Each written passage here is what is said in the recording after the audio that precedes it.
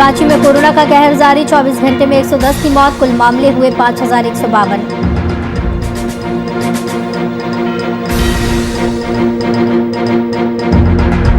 कैमूर में लगातार बढ़ रहा कोरोना का ग्राफ, कल्याण मंत्री ने सरकारी अस्पतालों का लिया जायजा, स्वास्थ्य अधिकारियों को दिए आवश्यक निर्देश। मधुबनी में पटाखे की दुकान में लगी आग, आग लगने से लाखों का नुकसान, स्थानीय लोगों ने आग पर पाया काबू।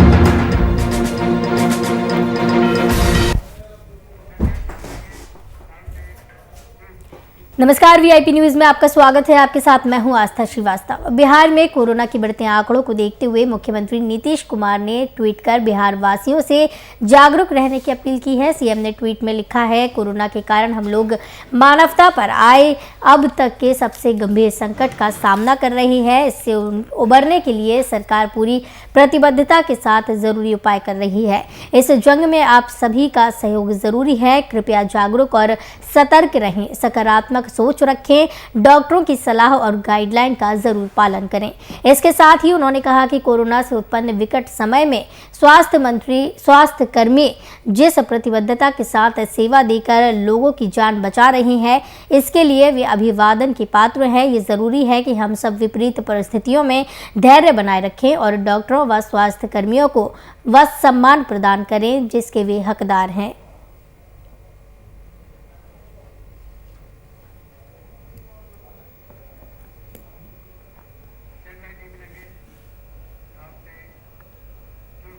कोविड-19 के संक्रमण के डर से एक ओर जहां लोगों ने अपनों को घर में बंद कर लिया है और ज़रूरत पड़ने पर ही लोग घरों से बाहर निकल रहे हैं, तो वहीं दूसरी ओर जाप अध्यक्ष पप्पू यादव लगातार सूबे के सरकारी अस्पतालों का रुख करते नजर आ रहे हैं।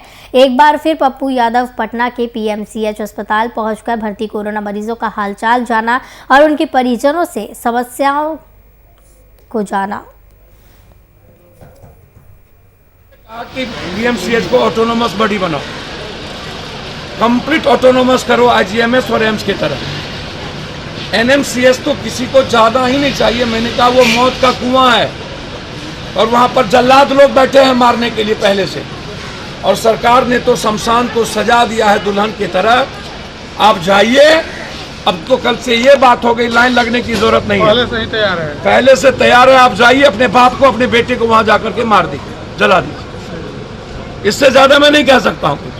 एडमिट है और कोई मीनिंग नहीं है यहाँ पर। मीनिंग नहीं है, बेचैनी जैसा बोल रहे हैं कि है, और वो इलाज चल रहा है उनका। जी इलाज हो रहा है अभी, पर आप आश्वस्त है इलाज जो चल रहा है? नहीं उनका आश्वस्त तो नहीं है। तो बोल रहे हैं पापा कि कोई डॉक्टर वगैरह नहीं आ रहे हैं, खास मतलब कोई डॉक्टर। तो पापा तो ये कोऑर्डिनेटर है अभी, एग्रीकल्चर कोऑर्डिनेटर दवाई देता।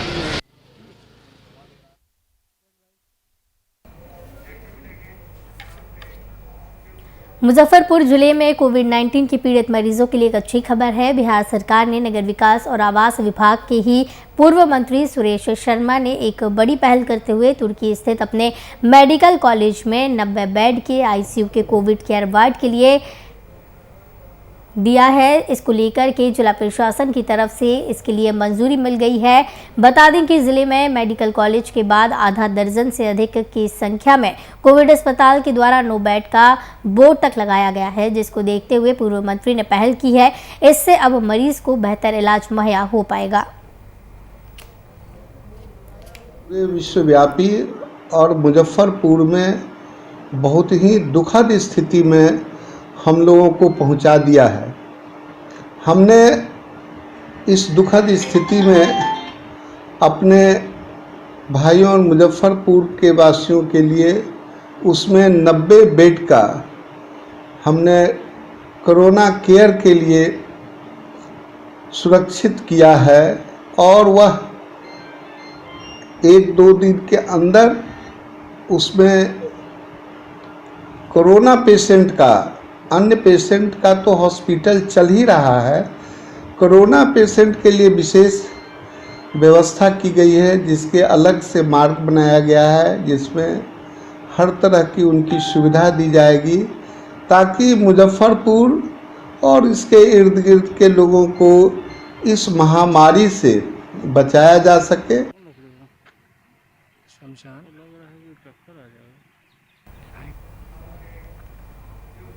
झारखंड में कोरोना महामारी का कहर जारी है। बीते 24 घंटे में झारखंड में कोरोना संक्रमण से 110 लोगों की मौत हो चुकी है।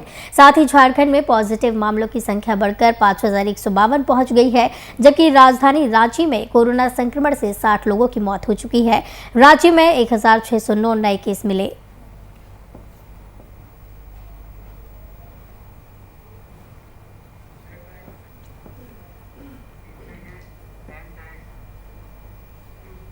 मुजफ्फरपुर में एक बार फिर कोरोना मरीजों के लिए ऑक्सीजन की कमी हो सकती है। दरअसल बेला स्थित ऑक्सीजन प्लांट के अधिकारी समेत 6 कर्मी कोरोना से संक्रमित हो गए, जिसके बाद पूरे प्लांट को सैनिटाइज किया जा रहा है। आपूर्ति बाधित न हो इसके लिए दामोदरपुर स्थित पाटलिपुत्रा गैस एजेंसी को मेडिकल ऑक्सीजन निर्माण का आदेश जारी किया गया है। पाटलिपुत्र गैस एजेंसी से ऑक्सीजन की आपूर्ति शुरू हो जाएगी। तो वहीं जिला सूचना जनसंपर्क पदाधिकारी कमल सिंह ने बताया कि जिले में ऑक्सीजन का दूसरा प्लांट जल्द शुरू हो जाएगा, जिससे ऑक्सीजन की कमी दूर होगी। इतना मिली है, लेकिन इसके कारण ऑक्सीजन की आपूर्ति में कोई बाधा नहीं आएगी। अभी भी 800 से 900 सिलेंडर प्रतिदिन उत्पादन हो रहा है। सिर्फ मुजफ्फरपुर ही नहीं बल्कि कई अन्य जिलों में भी आपूर्ति की जा रही है।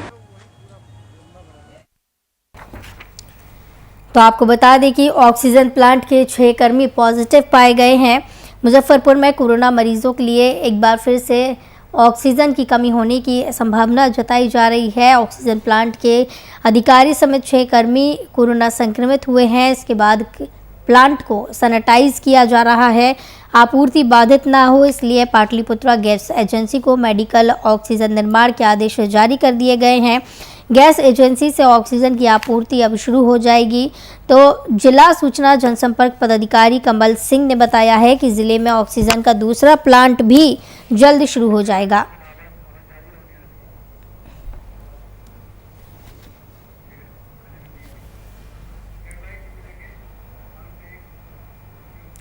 देश में बढ़ते कोरोना संक्रमण से निपटने के लिए जहां केंद्र सरकार की तत्परता देखने को मिल रही है, तो वहीं बिहार सरकार भी अपने राज्यों में कोरोना संक्रमण हो रहे मौत पर काफ़ी गंभीर नज़र आ रही है। इसी सिलसिले में बिहार के अल्पसंख्यक कल्याण मंत्री मोहम्मद जमा खान कैमूर के सभी सरकारी अस्पतालों का निरीक्षण कर अस्पतालों की विधि व्यवस्था पर जानकारी ली और सभी वरीय स्वास्थ्य अधिकारियों को आवश्यक दिशा निर्देश दिए। सुबह से निकला हूँ, चैनपुर, चांद, हरिगामा, सदर, भगवानपुर, मोहनिया गया, 2-3 अस्पताल में गया, यहाँ भी आया हूँ। यहाँ पे देखा, बात हुआ, माननीय प्रभारी यहाँ है। यहाँ पे भरा हुआ सिलेंडर नहीं है, जो मुझे दुख है इस चीज़ का, तो होना चाहिए था, पर आज रातों रात तक आ जाएगा। चूँकि सिलेंडर और ऑक्सीजन पर्याप्त मात्रा में जिला के अंदर रहेगा।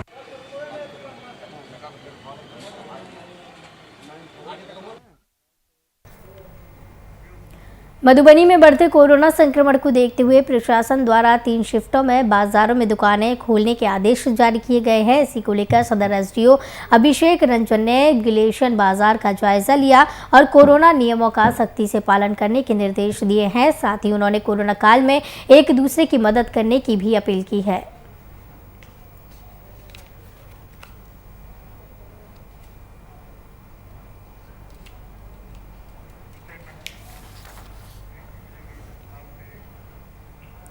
बढ़ते कोरोना संक्रमण की वजह से गिरिडीह में हर रोज मौतों के आंकड़े बढ़ते जा रहे हैं। गिरिडीह के उसरी नदी पर स्थित बरमसिया शमशान घाट पर आए दिन शवों का अंतिम संस्कार हो रहा है, लेकिन इसमें बड़ी समस्या ये है कि सफाई जो कि नहीं हो रही। स्थानीय लोगों का कहना है कि कई बार शिकायत करने के बाद भी कोई सुनवाई नहीं हो रही है, जिसके बाद लोगों ने खुद लोगों का इसका जिम्मा उठाया और नदी और शमशान घाट की खुद सफाई की।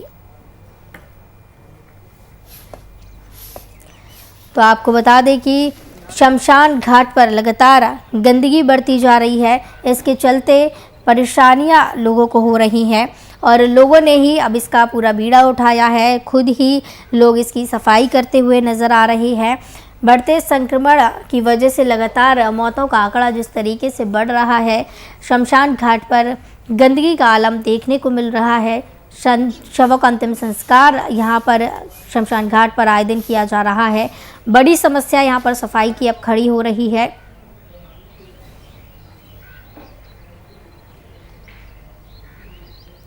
कोरोना काल में प्रवासियों का पलायन जारी है। इसी कड़ी में फिरोजाबाद के मक्खनपुर में दिल्ली से इटावा की ओर जा रहे प्रवासी एक हादसे का शिकार हो गए। दरअसल मक्खनपुर के NH 2 से रूपसपुर के पास प्रवासियों का ऑटो पलट गया, जिसमें 5 लोग गंभीर रूप से घायल हो गए। घायलों को सैफई रेफर किया गया, जहां 2 प्रवासियों की हालत गंभीर बताई जा रही है।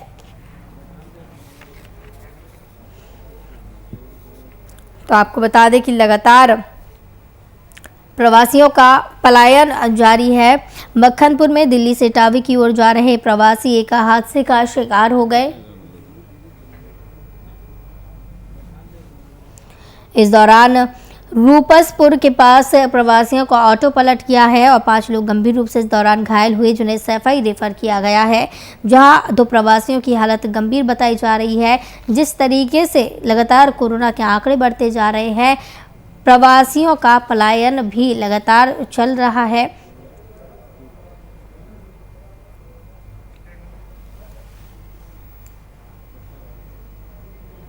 आगामी 1 मई के बाद 18 वर्ष के ऊपर के लोगों को कोवैक्सीन और कोविशील्ड का वैक्सीन लगाने का सरकारी आदेश जारी हुआ है, जिसके बाद से इसकी तैयारी शुरू कर दी गई है। बता दें कि अतिरिक्त प्राथमिक स्वास्थ्य केंद्र और कैंप लगाकर वैक्सीनेशन की प्लानिंग की जा रही है। शहरी आबादी में जो डर था वो बहुत हद तक तो कम हुआ है। जैसे अभी पिछले 1 महीने से हम लोग वैक्सीनेशन कर रहे हैं।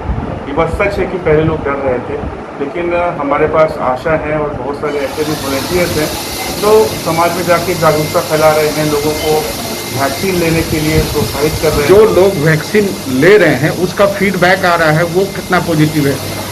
जो लोग वैक्सीन ले रहे हैं उनका फीडबैक पॉजिटिव है और जिन्होंने वैक्सीन लिया है वो अपने घर के लोगों को भी और या अड़ोस पड़ोस के लोगों को भी प्रोत्साहित कर रहे हैं, क्योंकि उनमें कॉन्फिडेंस आ जा रहा है कि हमने वैक्सीन ले लिया है तो हमको अब कुछ ऐसा चीज़ नहीं होने वाला है, हम लोग कोविड से फाइट कर लेंगे। एक ऐसा कॉन्फिडेंस उनमें आ रहा है, इसलिए वो अड़ोस पड़ोस के लोगों को, अपने घर वालों को, समाज के और भी जो ऐसे लोग हैं जो हिचकिचा रहे थे वो वैक्सीन लेने में। और अपील क्या होगा आपका? मेरा यही अपील है कि जो एज बार है जो गवर्नमेंट ने इस तरीके से फिक्स किया है, वो उस एज बार के अंदर जितने भी सारे लोग हैं वो निश्चित रूप से वैक्सीन लें।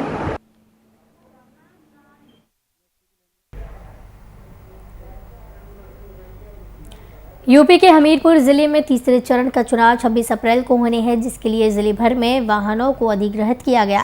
जहां जब पोलिंग पार्टियां रवाना हुई तो वाहन चालकों ने विरोध जताते हुए सुमेरपुर हाईवे 34 में जाम लगा दिया। उनका आरोप है कि निर्वाचन के लोगों ने उनके खाने का 2 दिन से कोई इंतजाम नहीं किया, उनको भूखे रहकर काम पर जाना पड़ रहा है, जिसके बाद मोर्चा पुलिस को संभालना पड़ा और पोलिंग पार्टियों को पुलिस ने समझाकर मामला शांत कराया। तो आपको बता दें कि तीसरे चरण का चुनाव 26 अप्रैल को हमीरपुर ज़िले में होना है, जिसके लिए ज़िले भर में वाहनों को अधिग्रहित किया गया है। इसी के चलते वाहन चालकों ने विरोध प्रदर्शन किया है। तस्वीरों में आप देख सकते हैं कि वाहन चालक विरोध प्रदर्शन कर रहे हैं और सुमेरपुर हाईवे पर जाम इस दौरान लगाया गया है। पुलिस ने इसके बाद मोर्चा संभाला है। इस दौरान वाहन चालकों का आरोप है कि निर्वाचन के लोगों ने उनके खाने का कोई भी इंतजाम 2 दिन से नहीं किया है, भूखे रहकर वो काम पर जा रहे हैं। इसके बाद पुलिस मौके पर पहुंची है, पूरे मोर्चे को पुलिस ने संभाला है, मामला समझाया गया है और मामले को शांत कराया गया है।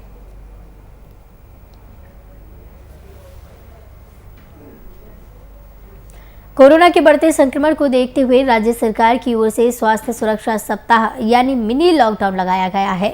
इस वजह से वासुकीनाथ मंदिर आम श्रद्धालुओं के लिए बंद कर दिया गया। वहीं मंदिर में सालों से चली आ रही परंपरा के अनुसार यहां सुबह होने वाली श्रृंगार पूजा में पहले तीर्थ पुरोहित समाज के लोग कांचा जल चढ़ाते हैं। बात है कि कांचा जल में सुबह श्रृंगार पूजा से पहले पंडा समाज के लोग महादेव के ज्योतिर्लिंग में जल अर्पित करते हैं।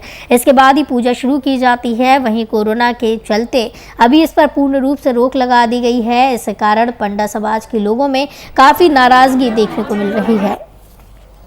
देखिए, बासुकीनाथ मंदिर और वैद्यनाथ मंदिर में एक पुरानी परंपरा जो आदिकाल से चली आ रही थी। सबसे पहले मंदिर खुलता है, उसके बाद पुरोहित पूजन होता है। पुरोहित पूजन के बाद आम श्रद्धालु को दर्शन कराया जाता है। लेकिन ये कोरोना काल में जो है सो यहाँ देवघर में तो अनवरत जारी है। वहाँ का जिला प्रशासन को धन्यवाद देते हैं कि उन्होंने उनको अनवरत जारी रखा है। सीमित संख्या में वहाँ के पुरोहितों को प्रवेश की अनुमति है, लेकिन बासुकीनाथ में जो से दोहरा नीति और ये पक्षपातपूर्ण रवैया करके यहाँ की जो परंपराएं कांता जल की जो विशेष परंपरा रही है उसको सरकार के द्वारा या जिला प्रशासन के द्वारा बंद कर देना ये बड़ा दुखद है।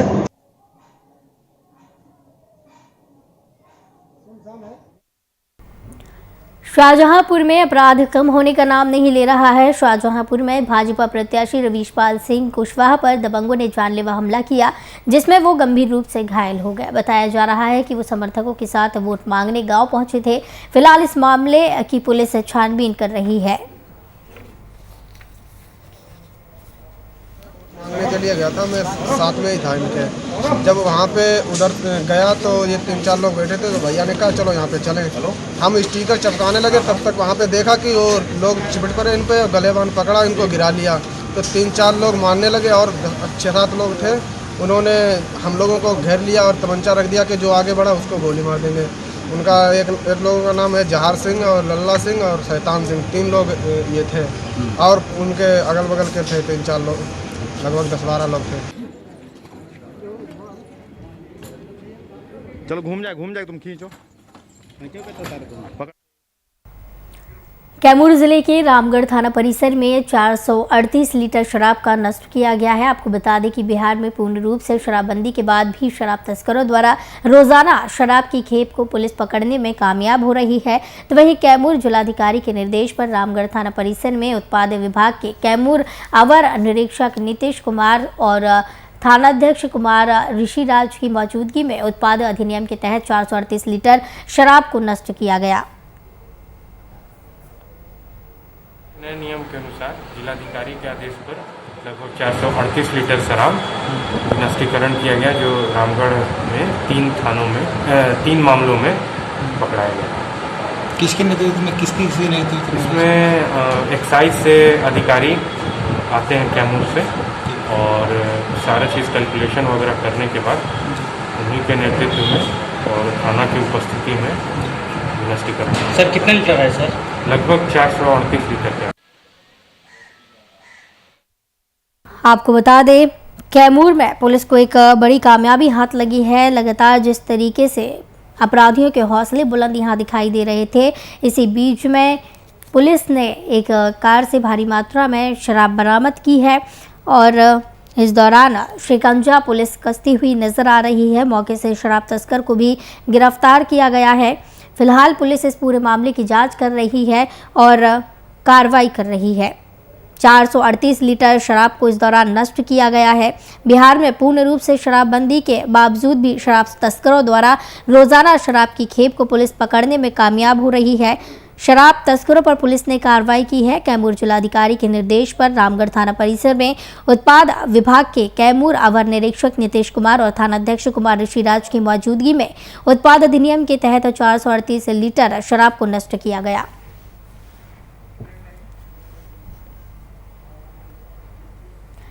पूर्वी चंपारण पुलिस को एक बड़ी सफलता हाथ लगी है। पुलिस ने अपराध की योजना बना रहे 2 आरोपियों को गिरफ्तार किया। साथ ही इनके पास से लोडेड देसी कट्टा और 2 बाइक भी बरामद की हैं।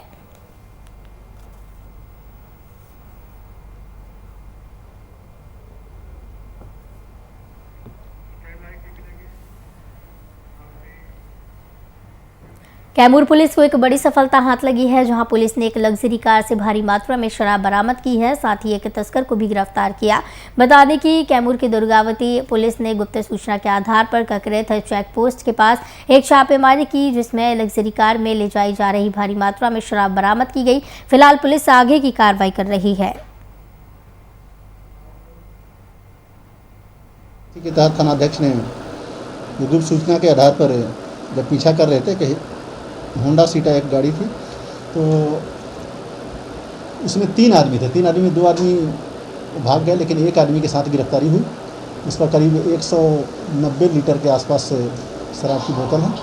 सभी को पकड़ा गया, लाया गया थाना और कार्रवाई की गई।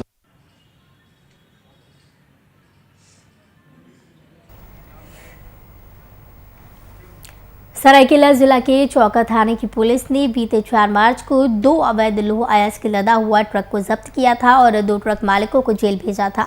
तो वहीं मामले में पुलिस ने पहले ट्रक मालिक संजीव कुमार यादव और बिरनी यादव को गिरफ्तार कर जेल भेज दिया। इधर चौका थाना पुलिस ने इसी मामले में आज अवैध कारोबार में संलिप्त अभियुक्त एडिसन अब्बाकर चरणजीत सिंह उर्फ पाजी और दोनों गाड़ी के चालक को भी गिरफ्तार कर न्यायिक हिरासत में भेज दिया।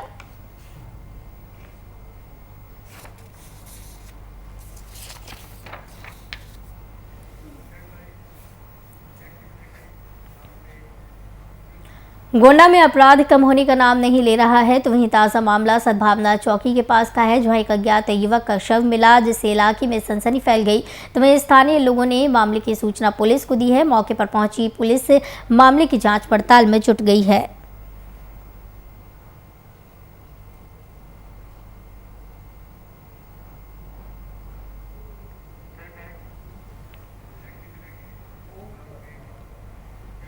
मधुबनी के मधेपुर बाजार में पटाखे की दुकान में अचानक आग लग गई, जिससे दुकानदार का लाखों रुपए का नुकसान हो गया। तो वहीं स्थानीय लोगों की मदद से आग पर काबू पाया गया। फिलहाल इस घटना में कोई जान माल की हानि नहीं हुई है।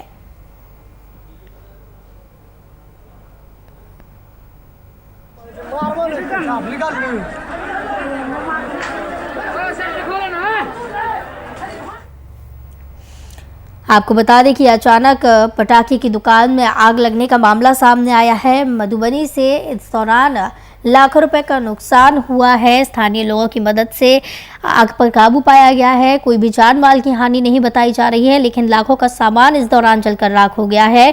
तस्वीरों में आप देख सकते हैं कि किस तरीके से आग ने देखते ही देखते सारे सामान को जलकर राख कर दिया।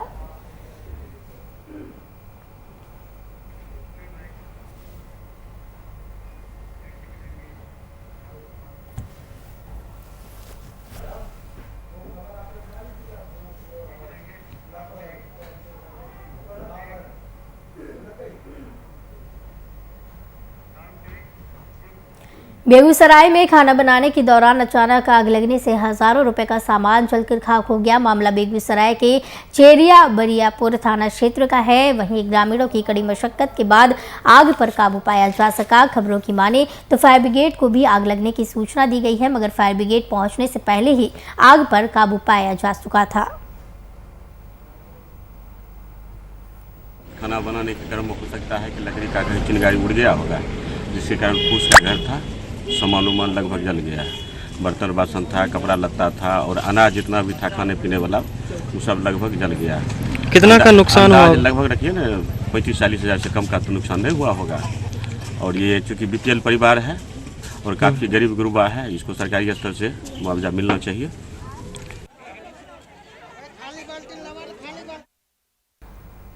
आपको बता दें, बेगूसराय में खाना बनाने के दौरान अचानक आग लग गई है। उस दौरान हजारों रुपए का सामान जलकर खाक हो गया। फायर ब्रिगेड जब तक मौके पर पहुंची तब तक सारा सामान जलकर राख हो चुका था। तस्वीरों में आप देख सकते हैं किस तरह से भयानक रूप इस दौरान आग ने लिया है और तहस नहस इस दौरान सब हो गया है। चेरिया बरियापुर थाना क्षेत्र का ये पूरा मामला बताया जा रहा है। ग्रामीणों की कड़ी मशक्कत के बाद आग पर काबू पाया गया। खबरों की माने तो फायर ब्रिगेड को भी आग लगने की सूचना दी गई, लेकिन फायर ब्रिगेड को पहुंचने में देरी हो चुकी थी। तब तक आग पर काबू पाया जा चुका था ग्रामीणों की मदद से।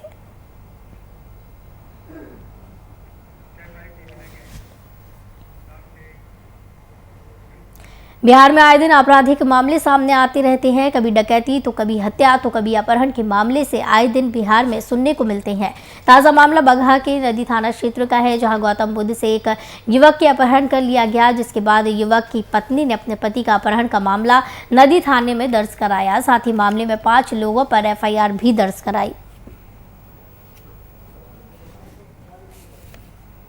मैं एमओ साहब से मिले खातिर चिट्ठी देवे खातिर 1 बजे तक उनसे बात भइल हमके। ओकर बाद से हमसे उनसे बात नहीं भइल। मोबाइल स्विच ऑफ हो गई। हमने के शाम तक देखनी के, रात भर देखनी के, फिर हमने के वही के दरखास्त देनी के नदी थाना पर दरखास्त देने के तो रिपोर्ट दर्ज भइल। ओकर बाद से किसके विरुद्ध में आपको कोई शंका है का? जी। क्या किसके ऊपर शंका है? Raju Yadav, Raghunath Yadav, bulletin Yadav, tiger Yadav, Baliram Kushwaha. ये लोग कहाँ के हैं? घुसरी का बलीराम कुशवाहा, टाइगर यादव, बुलेटन यादव और रघुनाथ यादव और राजीव यादव सेमराहा का। किस आधार पर आपको शंका है कि वही लोग ही काम किए हैं? इसके पहले हमको बहुत धमकी दे चुके हैं। आपको बता दें कि नदी थाना क्षेत्र का ये पूरा मामला बताया जा रहा है। बगहा के अंदर बिहार में आए दिन आपराधिक मामले सामने आते रहते हैं, लेकिन इस दौरान ताज़ा मामला बगहा के नदी थाना क्षेत्र का सामने आया, जहां पर गौतम बुद्ध से एक युवक को अपहरण किया गया। इसके बाद पत्नी ने अपने पति के अपहरण के मामले को नदी थाने में दर्ज कराया और इस दौरान 5 लोगों पर भी FIR दर्ज कराई है। इस पूरे मामले को लेकर पुलिस अब जांच में जुटी हुई है और हर पहलू को खंगालने की कोशिश कर रही है। VIP न्यूज़ के बुलेटिन में फिलहाल इतना ही। मुझे दीजिए इजाजत। नमस्कार।